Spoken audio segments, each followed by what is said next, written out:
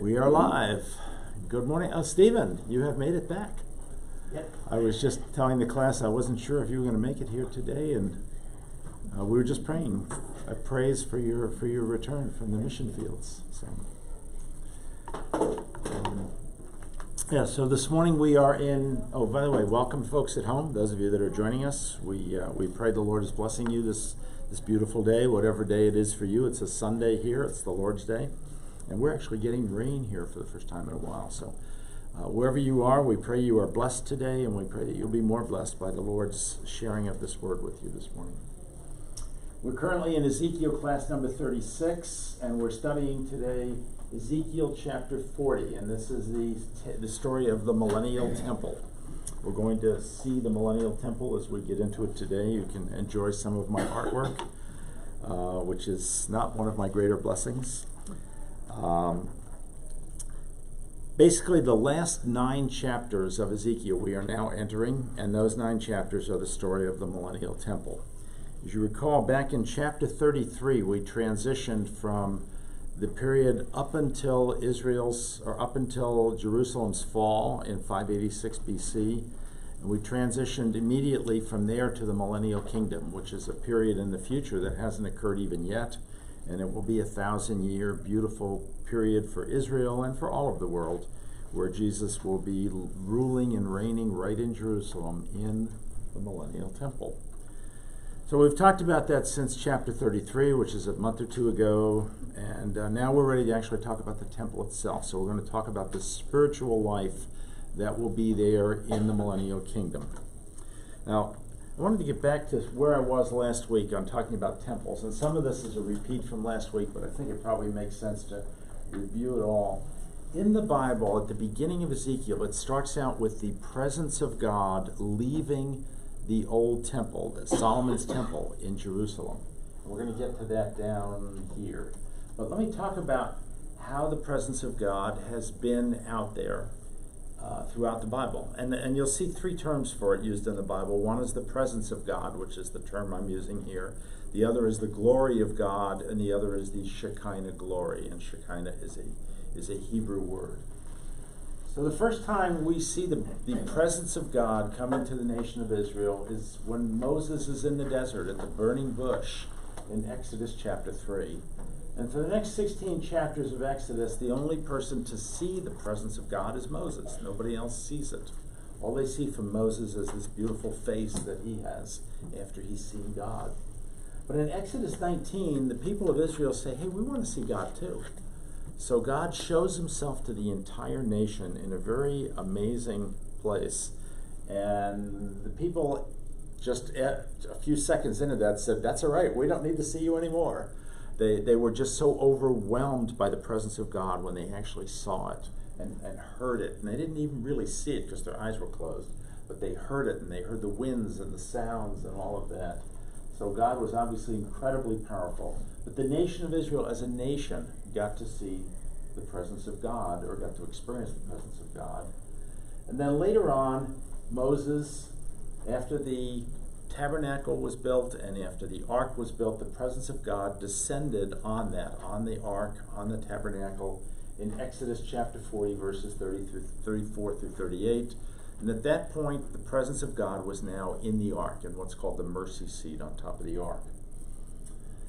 And then they traveled around the desert holding the ark and putting the tent up wherever they stopped. And eventually they came to a more or less permanent place for it, in a place called Shiloh. And this is in Joshua chapter 18, verse 1. And they built a place for this tent in Shiloh, and within this tent was the Ark of the Covenant, and within the ark was the presence of God. So the presence of God was with Israel all through here. And it stayed there, interestingly enough, for about 500 years in Shiloh. So God lived in a tent for 500 years in Shiloh. Eventually, David wanted to bring the tent, or wanted to bring the ark to Jerusalem, so he brought the presence of God and the ark into Jerusalem in 1 Chronicles 16:1. Interestingly enough, when David brought it in, he put it in another tent. There was no permanent place yet for God in Jerusalem. The Lord wouldn't allow David to build that permanent place, the temple. That permanent place was ultimately built by his son, Solomon. Solomon came along and built the temple, beautiful, beautiful temple. And then as soon as he finished it and dedicated it, the presence of God descended on the temple and came into the ark in there. And this was in 2 Chronicles 5:6 and 6:41, that the presence of God descends on the temple and on the ark. And it stayed there for 350 years. And during that period, Israel got more and more sinful, and eventually God pulled the presence out of Israel and let the Babylonians destroy the temple. And we think that probably all happened on the same day, on a day in 586 BC. And that's how the book of Ezekiel opens. The first 10 chapters of Ezekiel are about the presence of God leaving the temple. The angels taking the presence of God out of the temple. They take it out of the inner sanctum and out of the inner court and out of the outer court and through the gate and all the way up to the Mount of Olives, and then poof, out of the world. So they bring it out to the east. The presence of God went out to the east as it came out of the temple, and it will come back in from the east eventually. So the presence of God left the temple in 586 BC. There's nothing in the Bible that tells us it has ever returned since then. Interesting fact. Now, after the Babylonian captivity, a lot of the remnant of the Jews came back, and they came back to Israel, and they were led by a man by the name of Zerubbabel, and there were some other great leaders. The prophet Haggai was in there, and the chief priest at that point was a man by the name of Joshua, a different Joshua. And the three of them shepherded the temple through many, many difficult times and eventually got it built. So God's new temple went up in 516 BC. I call it Zerubbabel's temple. But if you read the passage in Ezra 6 where that temple is dedicated, all the cool stuff happens except for one thing. It never says that the glory of God, the presence of God, returned to that temple. And there's no indication from there on in that it ever is in that temple again. So it appears as though God, at least from the best we can see, God never sent the presence of God back, even into that temple. And he did bless that temple in many ways. But apparently he didn't send the presence of God back. At least it doesn't look like it from the scriptures. It's possible it happened, but it doesn't look like it. Now Zerubbabel's temple stood in Jerusalem until 20 BC, and the famous King Herod tore it down in 20 BC and replaced it with Herod's temple. Now, does anybody think the presence of God is going to be in Herod's temple? Probably not, right? But actually, it was for a few very small times. And the presence of God was there because Jesus was there in Herod's temple. Jesus came there as a 12-year-old boy, and then he came there several times during his public ministry. So in my mind, the presence of God was there when he was there because Jesus himself was there during that period. So it actually did visit Herod's temple a few times. But remember, as he was leaving Jerusalem, just shortly before his crucifixion, he predicted that that temple was going to be destroyed. And it was destroyed in 70 AD by the Romans. And since then, there has been no temple standing on that site. So obviously, the presence of God is not there. Now, there's going to be another temple that's coming. And this temple is the Antichrist's temple. We know from Daniel 9:27, Matthew 24:15, Mark 13:14, and Revelation 13:14 verses 14 through 15, that someday there's going to be another temple standing in Jerusalem, and that it will be there at the start of the tribulation, and that it will be there at least until the midpoint of the tribulation.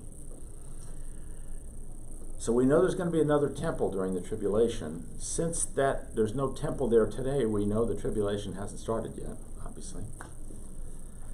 Then we know a few more things about it from the timing of Revelation 13, namely that the witnesses are witnessing at the temple from the beginning of the tribulation until the midpoint of the tribulation, and we know that that's 3.5 years. We know the temple's going to be built around the beginning of the tribulation. Pretty good indication. So that's one key point of data. Another key point of data comes from Joel chapter 3, verses 1 through 3, where Joel says that he, the Antichrist, will divide the land of Israel. So the Antichrist presumably will usher in some sort of two-state solution or whatever it is, where he will divide Israel, and we know that he will do that.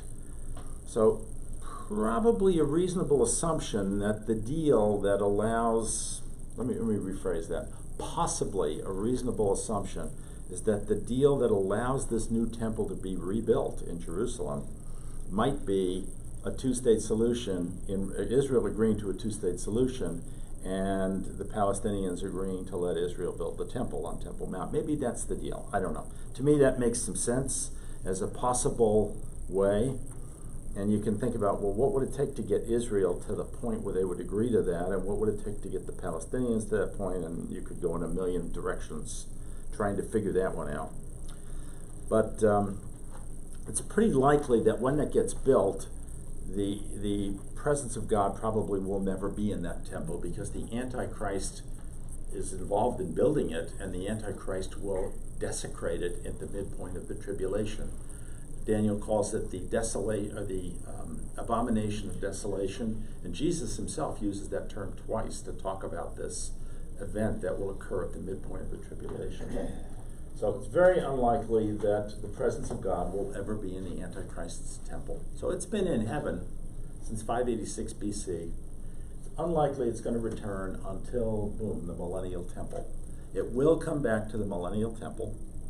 So after the tribulation, after Jesus returns, we will go into a 1,000-year reign. Well, Jesus will reign here on earth. He will reign from right here in this temple.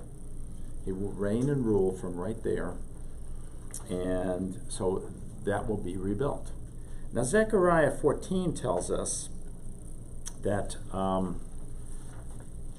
that when we get there, oh, by the way, the presence of God will return. We're not going to see that this week. We're in chapter 40. We're in chapter 43, which is a few weeks out in the future. We're going to actually see the scene where the presence of God returns and comes into this temple. Jesus is going to enter by the east gate and come right through all these gates, past the altar, and into the temple. This week I'm going to talk about the exterior of the temple. Next week I'm going to talk about this part here, the interior of the temple. So you'll see that next week. We're also going to talk about sacrifices that are happening because there's an altar. So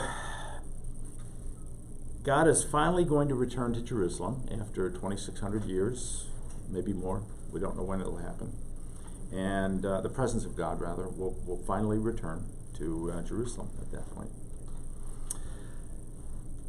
Questions on that before I move into today's scripture? That's just kind of the background for today. Okay, today's scripture is Ezekiel chapter 20, and I'm going to read for you first verses 1 through 5. If you're watching at home, please open your Bibles to Ezekiel chapter 40, verses 1 through 5. I need glasses. In the 25th year of our exile, at the beginning of the year, on the 10th of the month, in the 14th year after the fall of the city, on that very day the hand of the Lord was on me, and he took me there. Let me stop for a minute. He has just given us the exact date on which this vision happens. I said earlier in the class that there are 13 visions. The book of Ezekiel is made up of 13 visions that God gives Ezekiel. And that's what the book is. It's just, he goes from vision 1 to vision 2 to, and so on. This is now the 13th vision. So the 13th vision is the vision of the millennial temple. So this is the 13th vision, and he gives us the exact date that it will happen. And the exact date that it will happen, I have in your notes. It is April 28th of 573 BC. That's on our calendar. It has a different date in the Hebrew calendar. So that's the exact date that this vision is occurring. And Ezekiel is very precise. He wants us to know exactly the date because he's going to give us exact words of what God says. And he wants us to trust that those are exact words. So let me continue.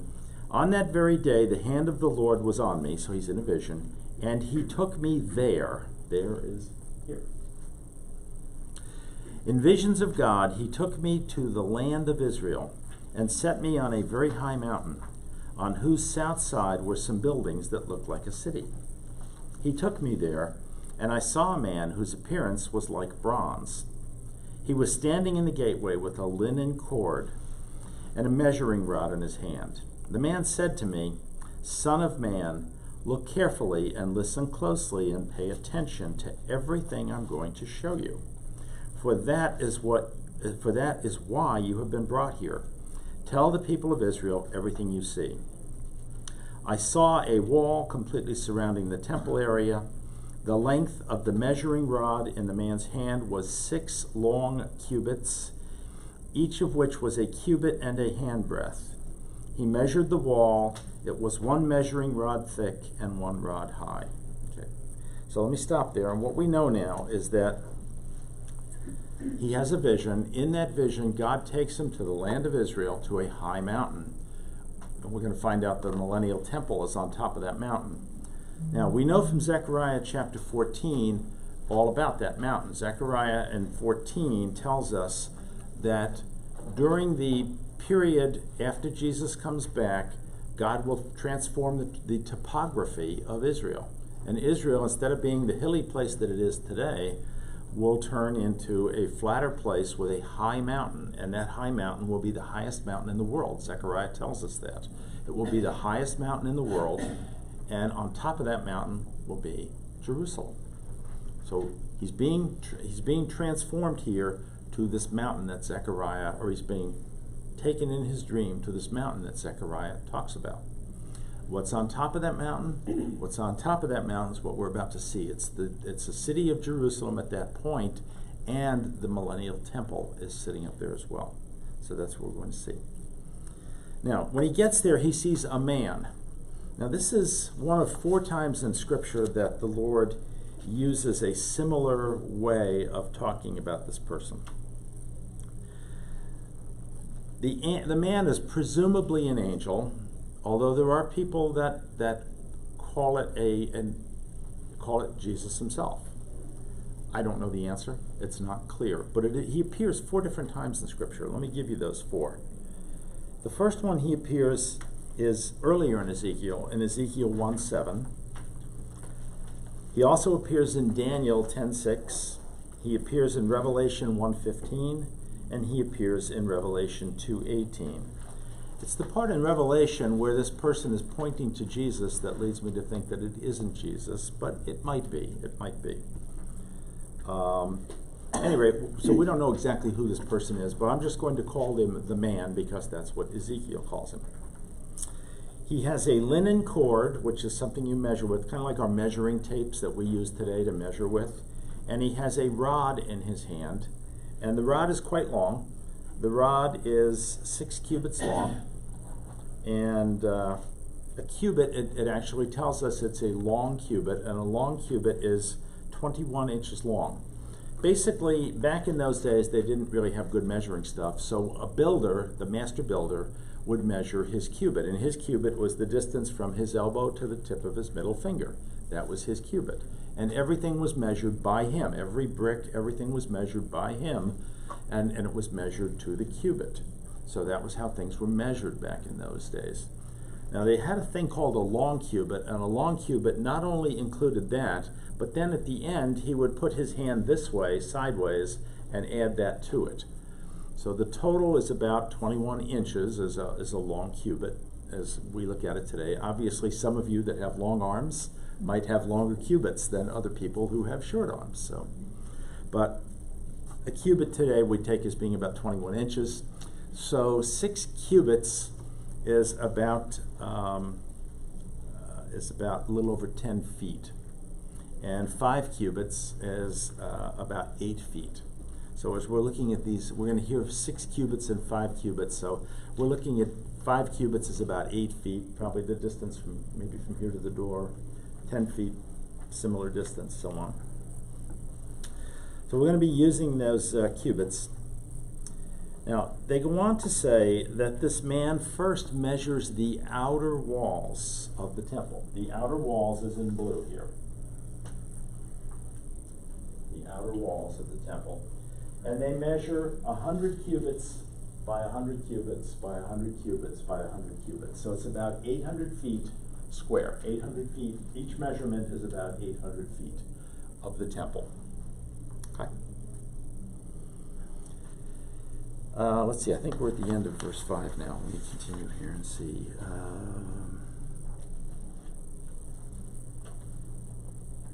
And then he talks about the thickness of the wall. The thickness of the wall is 1 rod thick. And 1 rod is, I think earlier I said 6 cubits. 1 rod is 5 cubits, I'm sorry. So 1 rod is 8 feet thick. So the thickness of this wall out here, this blue wall, is 8 feet. And it's 8 feet all the way around. Okay? And it's 8 feet high. So it's not a wall to keep people out really, it's just a wall to surround the temple. But it is a wall to keep, it is a wall that keeps, in a sense it keeps people out, I guess you could say. Now, you'll notice the number 5 and the number 6 are in here. You'll notice some numbers in here as we go through this, and people can argue about this, it's not absolutely clear. But typically, the number 5 in the Bible is used in terms for grace. Grace is typically the number 5 in the Bible. And typically the number 6 in the Bible is used for sinful man. Sometimes it's used for Satan. So the wall out here is keeping people out. We're going to find out, well, let me continue on. I'm going to read you now, and I'm going to take you through some pretty complex stuff. This is going to get a little mind-numbing over the next few verses. We're going to go from verse 6 to verse 16, and we're going to look at the overall layout of the temple. And it's going to get pretty complex as we go through here, but I'm going to explain it as we finish it. Then we went to the east gate, which is out here. This is the east outer gate. Then we went to the east gate. He climbed its steps. So there are steps here. These blue things here. There are steps. He climbed its steps and measured the threshold of the gate, which was 1 rod deep. So the threshold is just this first part of the gate out here. That is 1 rod deep. So it's 5. So again, the wall kind of continues up through that point. You're still in the outer wall, though, not the inner wall. I'm sorry. Wrong place. I'm still in the outer wall. Yes, I'm still in the outer wall. Thank you. I didn't go far enough over. Yeah, so there is a threshold in that gate. So a threshold is a place on the ground. There is a threshold that you walk over that's the same thickness as the wall itself, is what he's saying. The alcoves for the guards were 1 rod long and 1 rod wide. So there are 3 alcoves. Now I have a blow up of the gate over here for you. Since I couldn't put it out there, I have a blow up of the gate for you. So there are alcoves for the guards. There are 3 on each side, and each one is 1 rod by 1 rod. Okay, there are 3 guards alcoves. Now you might ask, why do we need guards in the millennial kingdom in the temple? The answer is sinful people will be coming into this temple. And we've talked about that a little bit, and we're going to get into it more when we start talking about why we need to have sacrifice in this temple. There will be sinful people coming into the temple, so there will be guards there in the temple. Sounds pretty weird. A temple that Jesus is sitting in, that we're going to need guards, but we are going to have guards there.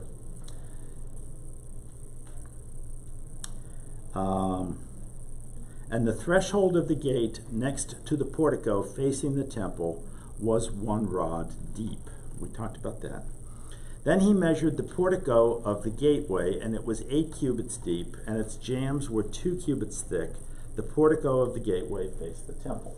So the gateway wasn't all rooms. There was also an open part here with just columns holding it up. We all know what a portico is. It's kind of something where you can walk between the columns, so to speak. So there's a portico here at the end of the gate. The last several feet of the gate is the portico. By the way, the entire gate is, I think it was 60 feet long. Maybe it's 50. Then he measured the portico of the gateway. It was 8 cubits deep, and its jambs were 2 cubits thick. The portico of the gateway faced the temple. So this is facing in now to the temple. The temple's in this way. So we're out here, remember, and we're looking in toward the temple. We're in the outer wall. We're looking in toward the temple, and there's a portico in here, right in there. Bob? Yeah. Why does he go in length for all these measurements? What is the meaning of that? Why bother instead of taking our 2 walls, one on the outside, one on the inside? And let me tell you something interesting. I'm not sure I can give you the why. I mean, the mind of God is not necessarily my specialty, but nobody's specialty. my point, exactly my point. I was trying to be a little cute with that comment.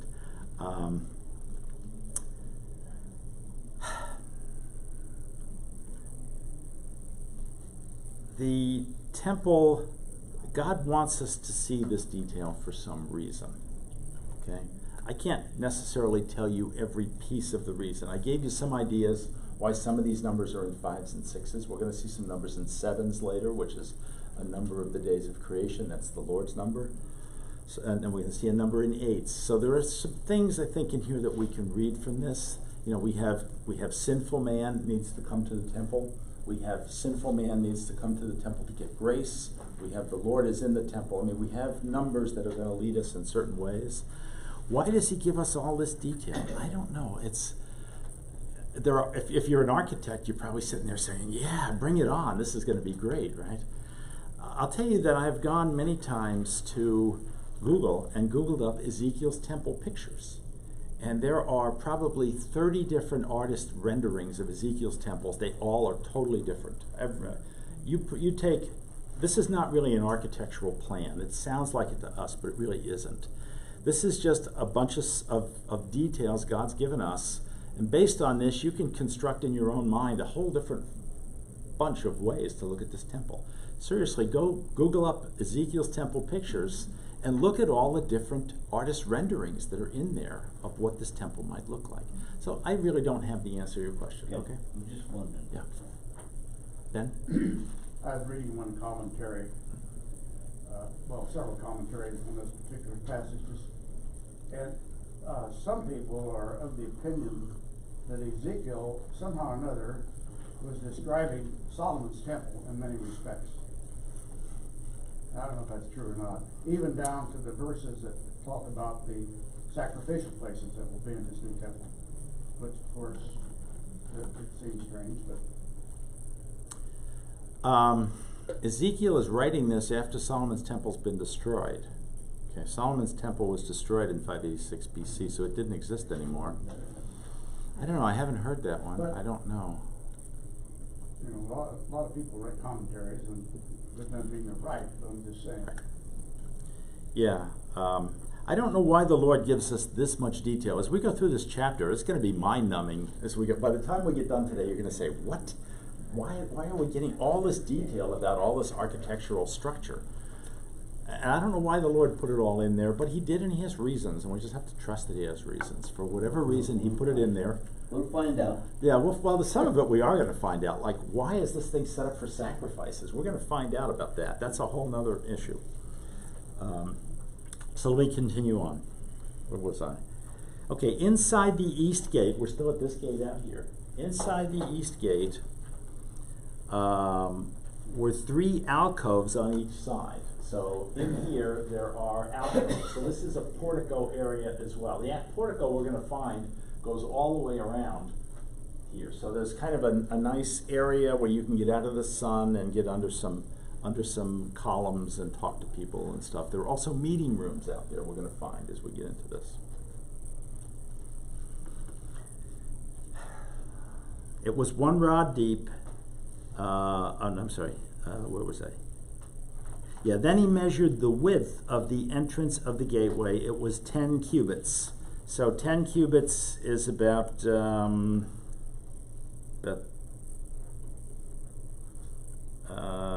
17 feet. So the width of the gate out here is 17 feet.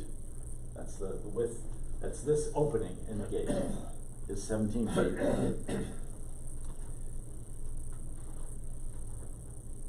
In front of each alcove was a wall 1 cubit high, and the alcoves were 6 cubits square. Now, so these alcoves that are in here, in the portico out here.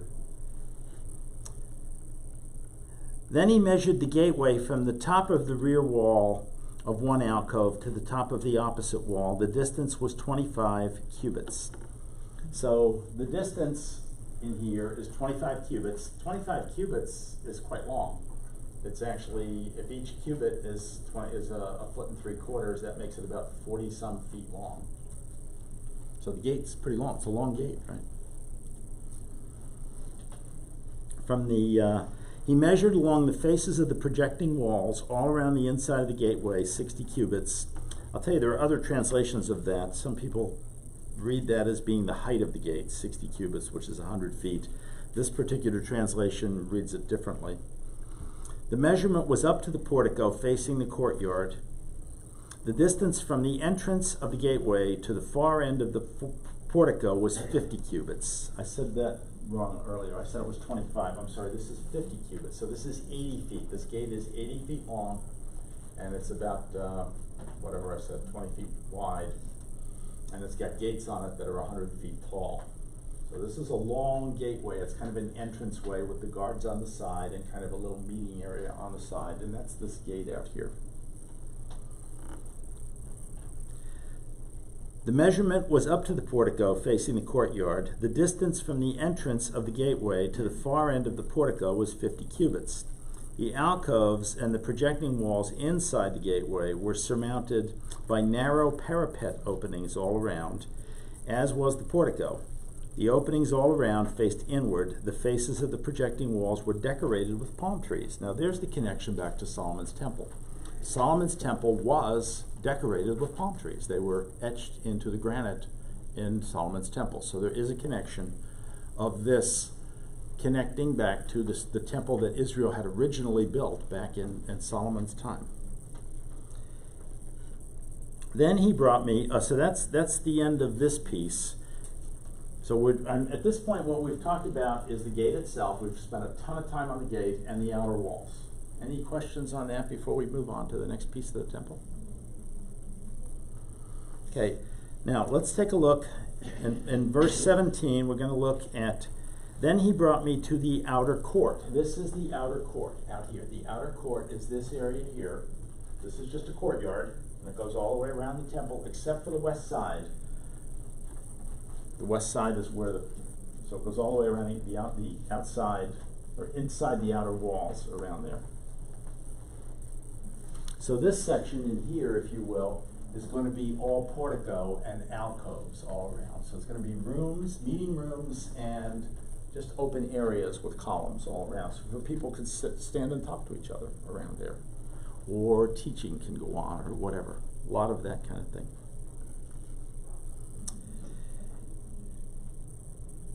Then I saw some rooms and a pavement that had been constructed all around the court. There were 30 rooms along the pavement. So there are 30 rooms that are around in here, all around here. There's 30 different rooms in here.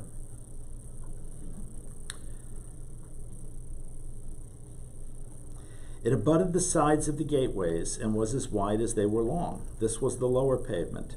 Then he measured the distance from the inside of the lower gateway to the outside of the inner court. It was 100 cubits on the east side as well as on the north, and we're going to find it is on the south too. So this area in here is an open courtyard.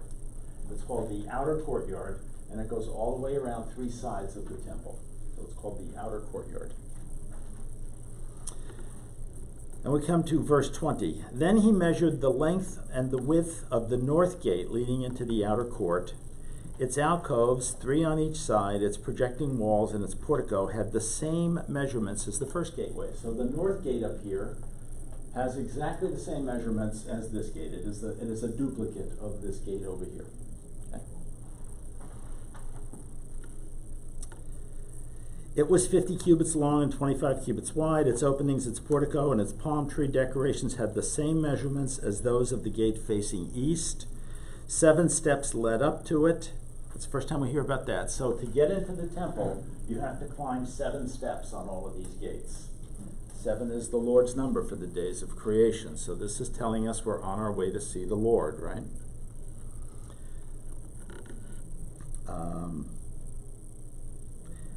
There was a gate to the inner court facing the north gate, just as there was on the east. So now we know that there's another gate on the other side of the courtyard that is facing into what's called the inner court, which is this court in here. We know that there's going to be a gate facing in. So this is the outer court. We know there's a gate facing to the inner court, but that is directly opposite the gates.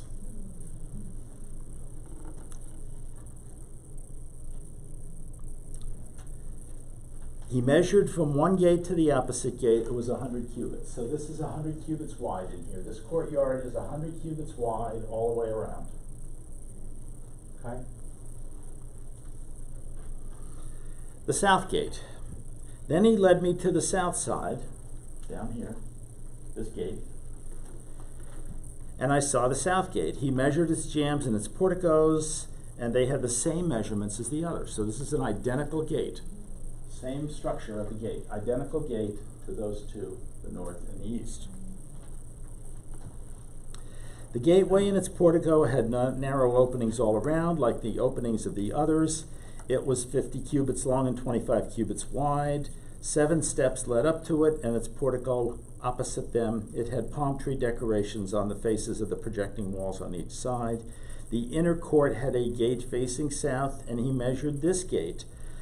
From this gate to the outer gate, it was 100 cubits. So again, this distance of 100 cubits maintains, and there is another inner gate that is right opposite the outer gate on the south side. So we now see the symmetry of this, that there is an outer gate and an inner gate on all 3 of the sides. Then he brought me into the inner court. So now we're coming into the inner court, which is this whole area in here. So he brought me to the inner court. Now, which gate did we come in? Through the south gate. So he's coming in through this gate. Now, we haven't talked about the south gate yet, but we're about to. So he's now coming in through this gate into the inner court, which is this area right in here. And he measured the south gate. It had the same measurements as the others. So now this 4th gate we're looking at is exactly the same measurements. It's set out exactly the same way, which says this is going to be just as wide as this area is here, with the porticos and with the rooms and all of that. It's going to be set up the same way because the gate is set up the same way. Its alcoves, its projecting walls, and its portico had the same measurements as the others, so it's set up the same as the other walls and the other gates.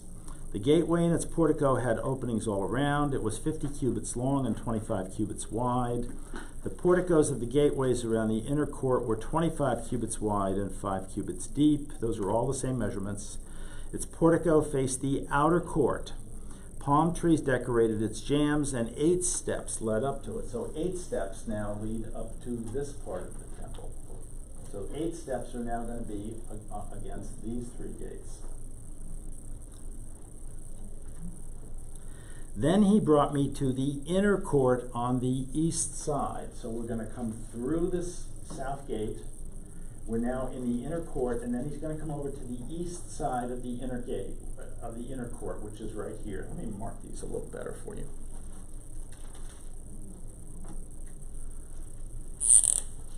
So this is the outer court,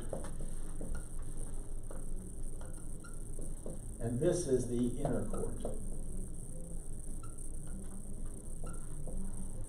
Okay, so we're now in the inner court. We're on the east side. We are now right there. I'm sorry. We're just reading it in Google. We have a map of it. Okay. You'll find about 20 different maps online of this, and good luck with them. I have looked at most of them, and I think, wow, what are these artists thinking? They're all looking at the same set of measurements and coming up with different structures. They all look different. But at any rate, then he brought me to the inner court on the east side, and he measured the gateway. It had the same measurements as the others. So this gate is also the same as the other 4 we've looked at. You want to guess what's going to happen with this one up here when we get there? Anyway, these gates are all the same. They all have exactly the same measurements. So these gates, all 6 of these gates, it looks like, are going to be the same. The gateway and its portico had openings all around. It was 50 cubits long and 25 cubits wide. Its portico faced the outer court, and palm trees decorated the jambs on either side, and 8 steps led up to it. So it's exactly the same, except for the steps. It's exactly the same. Then he brought me to the north gate. Anybody want to guess what's going to happen here? He brought me to the north gate and measured it. It had the same measurements as the others. So all 6 gates are exactly the same as the structure here that I showed you. All 6 gates are set up this way, and the walls around them are set up this way. it had the same measurements as the others, as did its alcoves, its projecting walls, and its porticos, and it had openings all around. It was 50 cubits long and 25 cubits wide. Its portico faced the outer court. Palm trees decorated the jambs on either side, and 8 steps led up to it. So we've now, at this point, we've now completed looking at the outer walls, this outer area of porticos and alcoves, the outer court, and we now know that we have a similar area of porticos and alcoves on the inner court all the way around, and the gates are all the same. So we've now completed everything except everything outside of this green square here, the green rectangle. We've now completed looking at all of that. Now we're going to start in here in the inner court. Okay, that's where we're going next. I'm sorry, there's two more things we have to talk about. Yes, we're in there next. Now, a room with a doorway was by the portico in each of the inner gateways where burnt offerings were washed. There's the first hint of something. Burnt offerings. There are going to be sacrifices in this temple. Now, those of us that remember remember Romans chapter 12, Paul to the Romans chapter 12, remember that Paul said, now that Christ has come and we've accepted him, we don't need to do temple sacrifices anymore. What's going on here? We're going to answer this question, but not this week. Steve and I are actually going to have a breakfast talking about this week.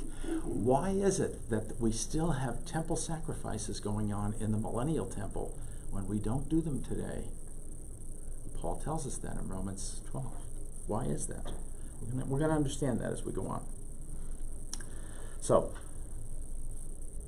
where burnt offerings were washed, so there are going to be sacrifices going on in this temple. Animals are going to be sacrificed, right? In the portico of the gateway were 2 tables, on each side of which the burnt offerings, sin offerings, and guilt offerings were slaughtered. I'm going to cover what those are next week. Those actually go all the way back to Leviticus. Those are terms that are defined. What are burnt offerings? What are sin offerings? And what are functions? Yeah, what are their functions? And those are going to be slaughtered. So slaughtered tells us this is about animals, right? Animals are going to be slaughtered in this temple, just like in Solomon's temple. Interesting. The map here, they said there are 4 kitchens. I haven't gotten for cooking. Oh, I'm sorry. I haven't gotten to that yet. Yes, that's actually in next week's lesson, but I haven't gotten to that yet. I won't quite get there this week. I'm just saying that they will be cooking things for sacrifices. I mean, that's... Yeah. By the outside wall of the portico of the gateway, near the steps at the entrance of the north gateway, were 2 tables. Wow, if you understand that one, it basically says that there are 2 tables sitting right here. And let's see what's going to happen on those tables. And on the other side of the steps were 2 tables. I'm sorry, so there's 2 tables here and 2 tables here, right at this point right here. So there were 4 tables on one side of the gateway and 4 on the other, 8 tables in all, on which the sacrifices were slaughtered. I made that mistake. 2 here, 2 here, 2 here, 2 here. So it's 2 tables, 2 tables, 2 tables, 2 tables on the north gateway. This is where the sacrifices were slaughtered.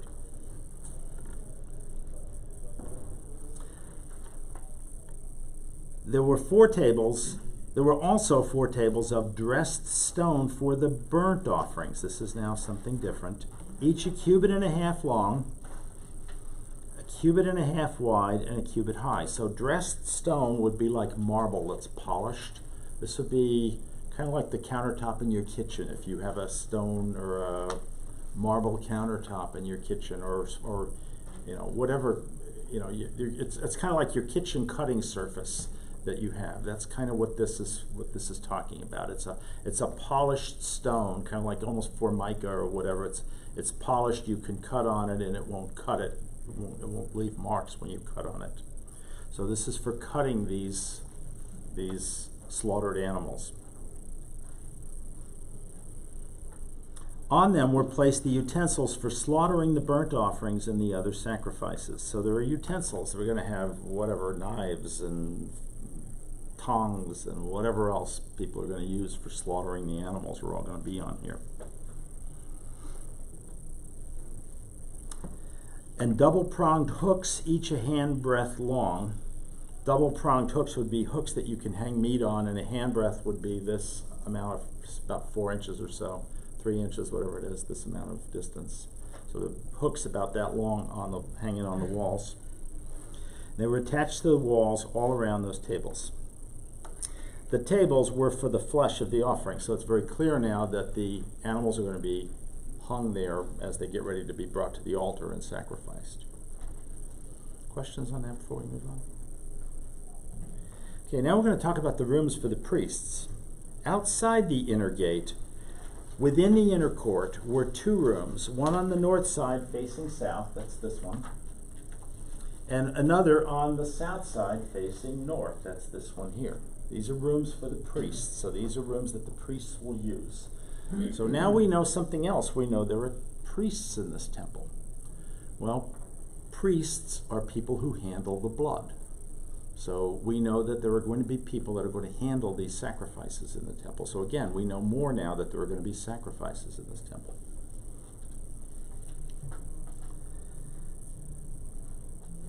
These, and the room facing south is for the priests who guard the temple. So these are the priests that will be responsible for the operation of the temple, the operational priests, if you will, who operate the temple. Then it goes on to say, talk about these priests down here.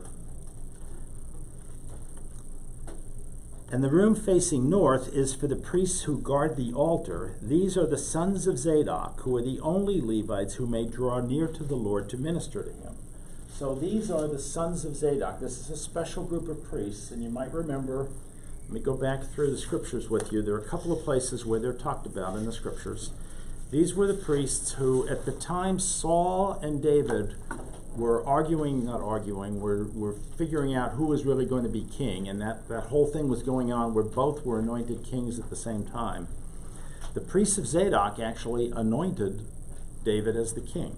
So the priests of Zadok remained loyal to David during that period. They also guarded the ark. They remained loyal to the ark, to the presence of God.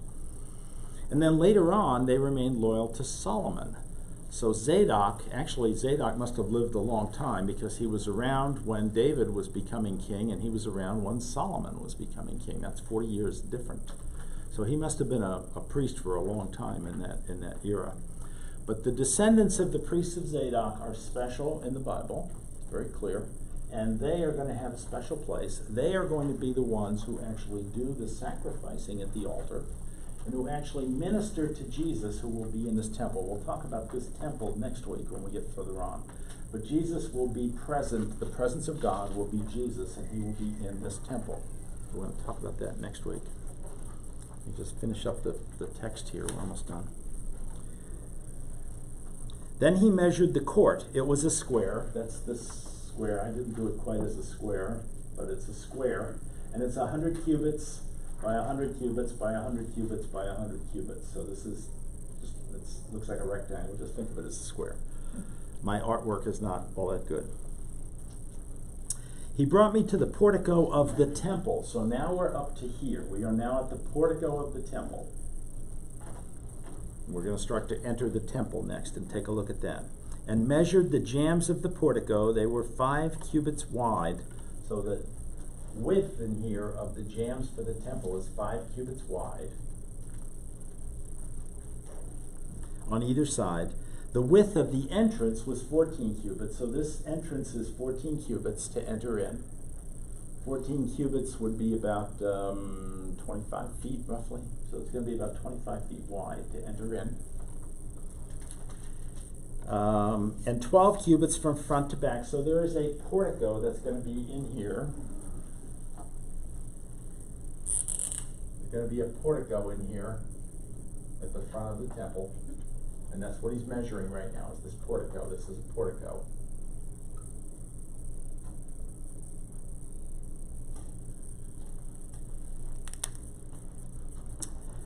It was reached by a flight of stairs, and there were pillars on each side of the jambs. So there are stairs coming up. You have to walk up to get into the temple, and there are pillars right here. There's a pillar here and a pillar here. So there are pillars there coming into the temple. So that's all we know about the temple itself right now. Next week we're going to look at the details of this building, the temple itself, where Jesus himself will be. And we're going to start talking about the whole subject over the next week and the week after about sacrifices. Why are we doing sacrifices in this temple? As Christians, we all thought, hey, once you believe in Jesus, you don't need to sacrifice anymore. Paul actually says not quite that. He says you will still sacrifice in your heart. And we're going to talk about what that means, because a lot of people don't really understand what Paul's talking about when he says you're going to sacrifice in your heart. But it actually starts to become important when we get into this discussion. So I'm actually done a minute or two early. This was mind-numbing, I know. Going through all of this stuff of cubits and jambs and alcoves and guard things and all of that, gates.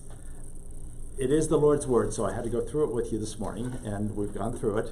But it is a little mind-numbing, and hopefully we have an understanding of it. I'm going to leave this up here till next week, and next week we're going to start filling in additional stuff in it, and hopefully over the next couple weeks we'll fill it all in. I'm going to leave a note up here that they don't erase that this week.